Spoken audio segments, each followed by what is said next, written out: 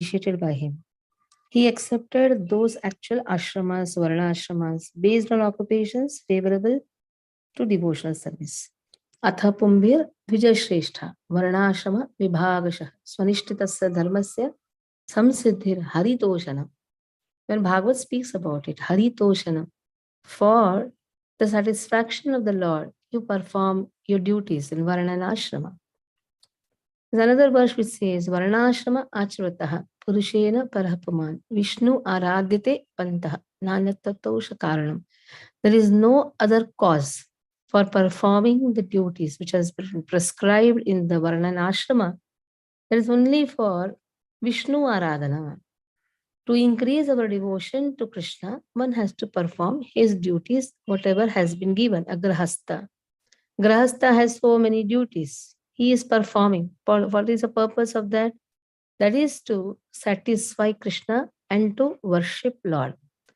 Because in Grahastha Ashrama, there are 4 or 5 people, more than that, the whole family, they come together.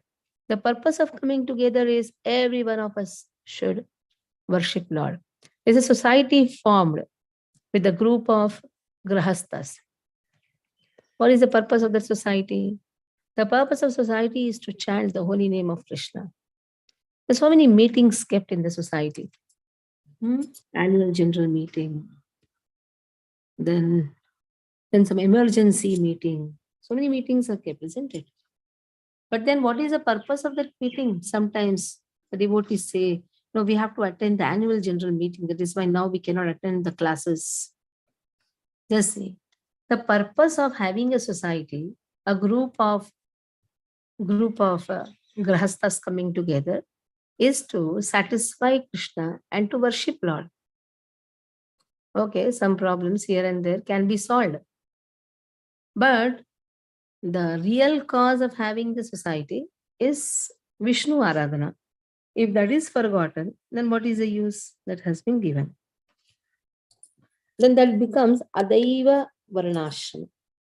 Adaiva Varnashrama means where Lord is not in the center. Our aims are in the center. Our goals are in the center. Personal goals, personal aims are in the center. So that is Adaiva Varnashrama. If the society is coming together and worshipping Lord, satisfying the devotees, then that is Daiva Varnashrama. So this is the society of devotees which is very dear to him. In the society of non-devotees, there is special stress given to Karmakanda impersonalism. But long before the appearance of the Lord, the society of Sri Vaishnavas and the society of Tattvadi Vaishnavas were prominent in South India. The Lord considered the bona fide society of devotees or the Madhva Gaudiya Samaja as most dear. He established Madhva Gaudiya Brahmanas like Sanatana and Rupa Goswami were born in a Brahmana family belonging to the bona fide Vaishnava Society of Karnataka as his own beloved Vaishnavacharyas. Moreover, he accepted the 2 Prabhus, Sripad Prabodhananda, Gopala Bhatta from the Society of Sri Vaishnava and accepted them as his dear devotees. Although Sri Vaishnava Brahma Sampradaya of South India are dear to Gaur Sundar, his own Sri Gaudiya Sampradaya is most dear because he has introduced the highest rasa, that is Parakiva Bhavarasa, which was started by Sripad Madhavendra Puri. Till that time, all the other rasas were there, but this is the topmost rasa which was revealed by Madhavendra Puri. As time passed, the course and the practice of Gaudiya Vaishnava society was greatly disturbed by the consideration of smartas like the Prachopakas, the worshippers of 5 gods. That is why Lord ordered Srimad Sanatan Goswami Pad, who was born in the Sri Madhva Brahmana society, to compile the Vaishnava Smriti named Hari Bhakti Vilas. Since Sripad Gopala Bhatta Goswami, who appeared in the Sri Ramanuja Vaishnava Society, was dear to both Sanatan and Rupa Goswami, Srimad Sanatan Goswami gave his own compilation of Hari Bhakti Vilas to him for expanding and editing. Therefore, Sri Hari Bhakti Vilas and in pursuance Satkriya Sardipika and Sanskar Deepika are accepted as Gaudiya Vaishnava Smriti and Gaudiya Vaishnava scriptures and social codes. In the Vaishnava society following Sri Gaur Sundar, we find a few special characteristics. Since the doctrine of the Smartas has created various obstacles on the path of Vaishnava Smritis, Sri Jnanachandra, Sri Rasikananda, and more recently Sri Srimad Bhaktivinoda Thakur Mahasaya have aspired for the actual eternal benefit of the Gaudiya Vaishnava society in the line of Sri Gaura. So Haribhakti Vilas, it has the Vaishnava Smriti, that means what all should be done, what all sanskaras has to be followed. So for just editing or a correction purpose or expanding purpose, it was given to Sanatan Goswami, gave his compilation. Sanatan Goswami gave his own compilation, to whom it was given to Gopala Bhatta Goswami. Now, Gopala Bhatta Goswami, what he did, he added Satkriya Sar Deepika, Samskara Deepika. In this way, we have the Smriti. Smriti means the course which has to be followed. There are sanskaras. For everything, there is a sanskara. There is Chuda sanskara, Karnadhara sanskara, Karnacheda sanskara, Annaprasha sanskara. The Gaudiya Vaishnava Samaj was established by Bhakti Vinod Thakur in the city of Calcutta in the beginning of the 5th century of the Caitanya era. Even then, the so-called Gaudiyas in Bengal had not yet begun to discuss topics of their own sampradaya. Within a short time, however, the Gauranga Samaj, a newly concocted sampradaya, devoid of subservience to eternal Vedic injunctions, was established in Calcutta. Gaudiya Vaishnava Samaj is a branch of the Vishwa Vaishnava Rajya Sabha. Because of the short-sightedness, the modern logicians say that there is no mention of the word Vaishnava Samaj in ancient literature. But if they study this particular portion of the present book, then they will realize and rectify their ignorance. The special characteristics of the Gaudiya Vaishnava society are that they have fully accepted the principles of being unalloyed, of being devoted to Krishna, of accepting subordination to the Lord, who is full of all potencies, and of developing a relationship with the Lord, as propagated by the 4 previous Vaishnava Acharyas. Moreover, they have preached the beauty of causeless worship in this world.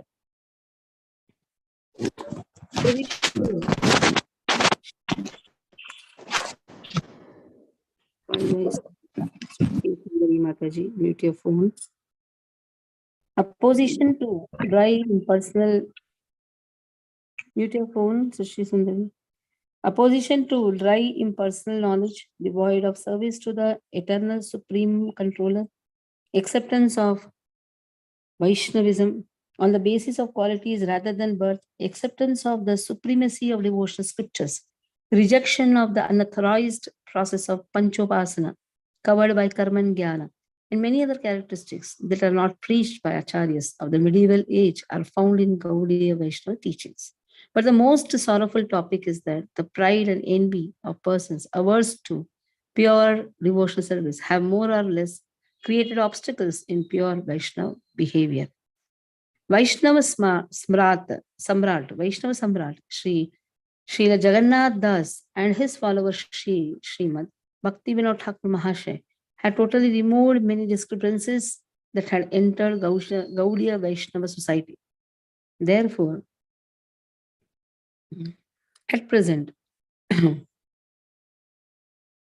these pure exalted Vaishnavas and their non-duplicitous beloved followers can be addressed as Vishwambar Priya Vaishnava Samaj, the society of devotees who are dear to Vishwambar.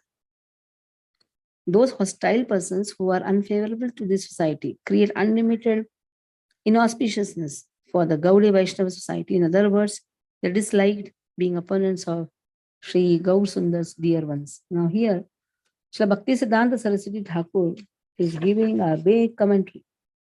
Why? Because the word Vaishnava Samaj has been given. So, Vishwambara Priya Vaishnava Samaj. That is the most right description of the society of devotees.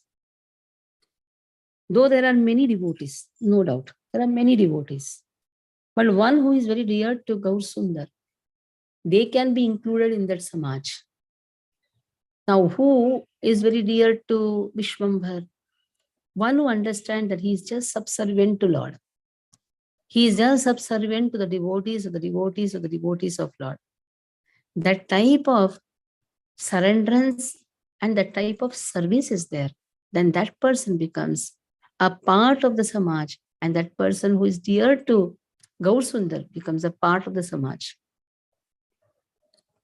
A person who calls himself a Vaishnava but is not so eager to serve, then that person doesn't become Gaur Sundar Priya Vaishnava. He's not a part of that Samaj. So that is why here very elaborate explanation is given that there were such Samajas, Vishwa Vaishnava Rajya Sabha. But how they were short-sighted. They may call themselves Vaishnava, but they are short-sighted. What is the meaning of short-sightedness? They are not able to see. Short-sighted means narrow-minded, not broad-minded. So Vaishnavism is a broad-minded concept. It is not just restricted to certain particular caste or creed. When you say broad-mindedness, even if a person is born in a Mlecha society, in a Mlecha family, but if he is taking up pure devotional service, he is actually in the topmost rank of Brahmana. He is a pure Vaishnava. What is the use of mantra tantra if he is not having the love for Krishna? Mantra tantra visharadaha. He may be that. But a Vaishnava guru na syad, Vaishnava sapako guru, sapacho guru. But he is not a Vaishnava. He has no love for Krishna. There's so many who call themselves Vaishnavas. Ask them, are you feeding Krishna every day? Are you caring Lord? Are you making him eat? They will say, we believe in Krishna, we are Vaishnavas, you know that? They introduce themselves as Vaishnavas. But then Vaishnavism is not having any serious connection with the birth. It is not at all related with the birth.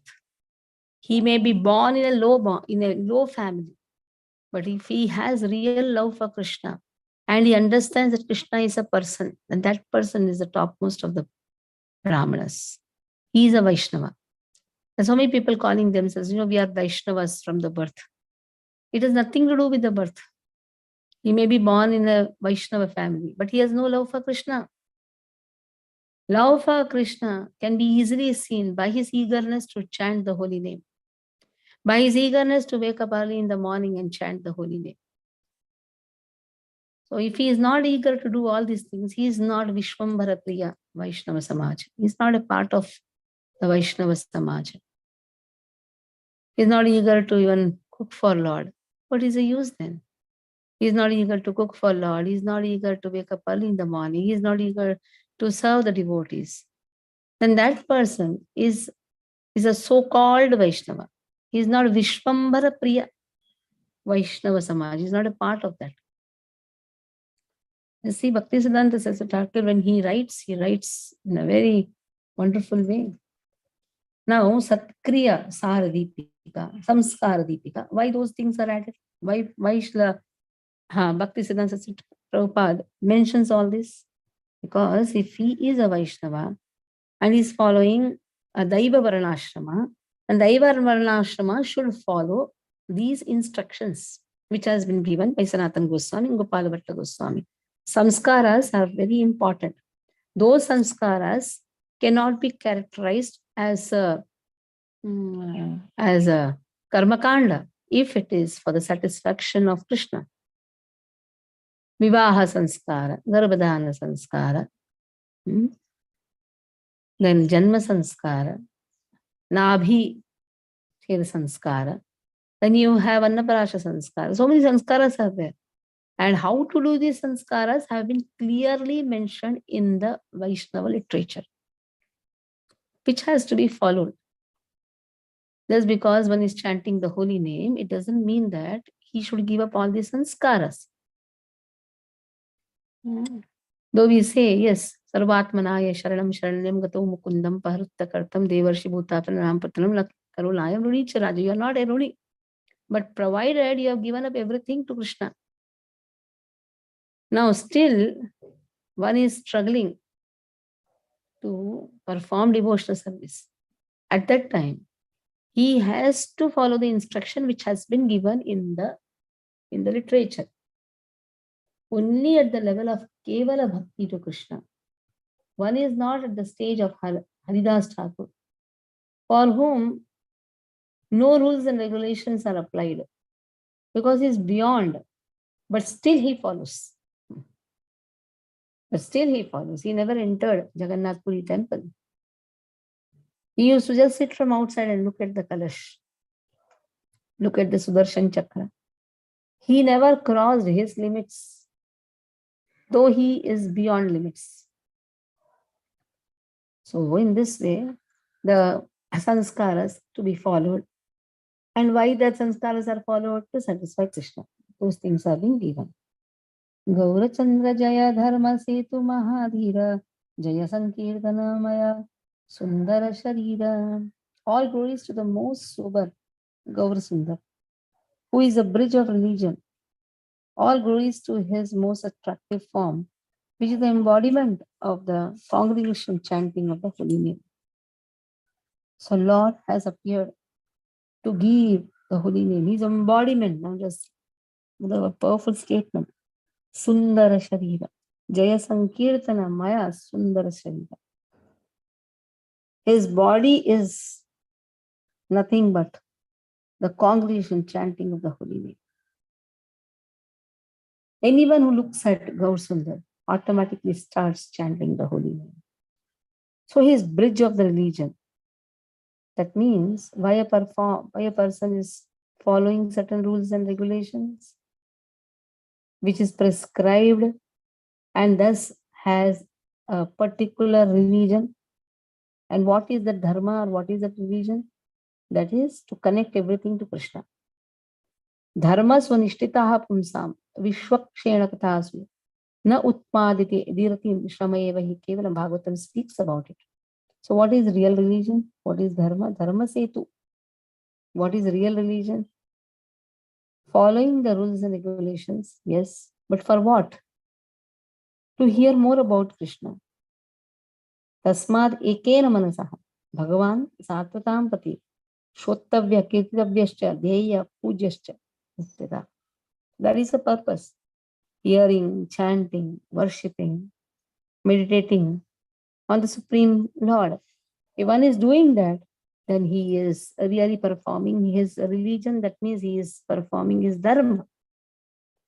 Dharma, according to Shripad Ramanujacharya, is which has no beginning, no end. That is dharma. Dharma is that intrinsic quality which cannot be separated from an object. That is dharma.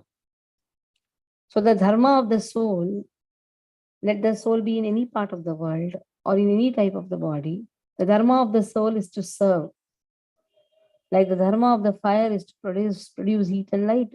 Dharma of the water is to flow. In the same way, dharma of the soul is to serve. Whom to serve, how to serve, that is taught in the scriptures. That is why dharma is to hear. The more we hear, the more we can perform our duties properly and for the satisfaction of the Lord. So dharma setu. Setu means he's a bridge. Bridge to connect our duties to Krishna. There's a great difference between worldly or secular duties and transcendental or spiritual duties. That is why Lord Gaur Sundar took the position of the topmost Jagat Guru and became bridge for worldly pious people to enter Vaikuntha. We find that Gaur Sundar was the original propounder of the Achintya Bheda Veda philosophy, which reconciles the differences between impersonalists and the Vaishnavas. Gaur Hari has not introduced any arrangement for entering the kingdom of religiosity by following any principles that are immoral, concocted, or opposed to one's constitutional duties. The Prakrita Sahajya philosophy, based on maintaining irreligiosity and material sense gratification, freely indulge on under the name freely indulge in under the name of religion, are both mundane or worldly. So Prakrita Sahajya philosophy. Prakrita means considering everything, whatever the Prakriti, the body which is made up of Prakriti, and freely mixing Sahajya. Yesterday, one message was put by Satyabhama Mataji, where Guru Maharaj says,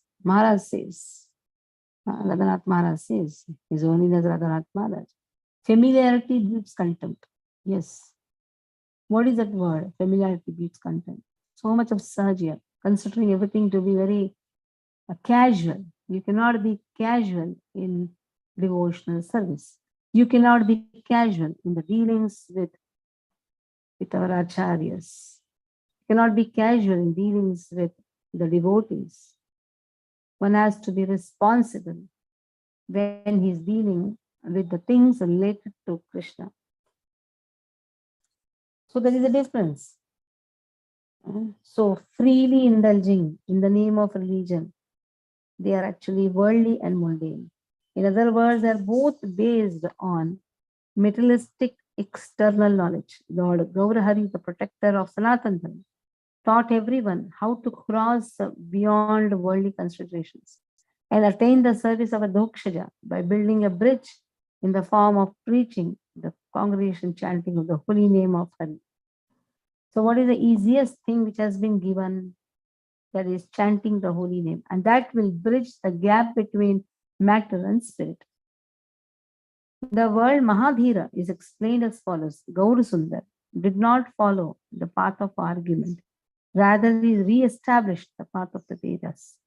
He did not preach or display the restlessness of mental speculation based on sense gratification like an ordinary karmi. In other words, he did not interact anyone. So he did not instruct anyone to achieve temporary, mundane, perishable happiness. To conquer the urges of one's tongue, belly, genitals is called dhriti or self-control or acceptance of vidanda sannyas. Restless persons devoid of such self-control in the form of controlling the urges of the body, mind, and speech cannot understand anything about the transcendental topics of devotional service to Hari. Thus, they invite various false arguments through the help of their mundane knowledge. Since Gaur Sundar did not encourage such false arguments, he is most sober and is worshipable by the sober sannyasis. Although attached householders and the immoral Gaurnagaris impudently consider that Gaur Sundar was an uncontrolled attached householder engaged in immoral affairs, he is situated far beyond their concocted ideas and is called Mahadhira. The word Sankirtanamaya is explained as follows. Although Gaur Sundar is himself the Supreme Personality of Godhead, Krishna, he is a personification of chanting the holy name of Krishna, and he has manifested his Gaur pastimes in the role of a Mahabhagat. He is a supreme Brahman and the personification of worshipable sound in the sacrifice of chanting the holy name. So Dhriti has been given, who is a Mahadhira, who has complete control over his body, mind, and speech. So he is not into false arguments. He was not encouraging them.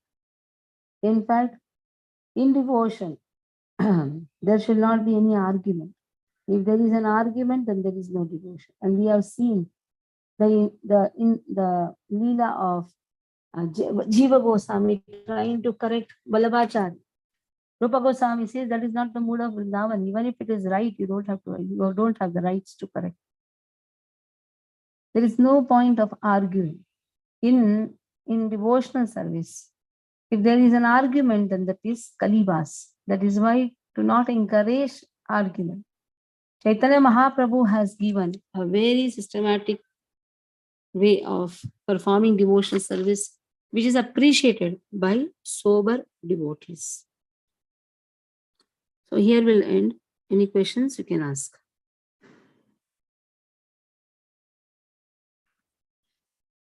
Any questions? हरे कृष्ण माता जी, धन्यवाद, प्रणाम।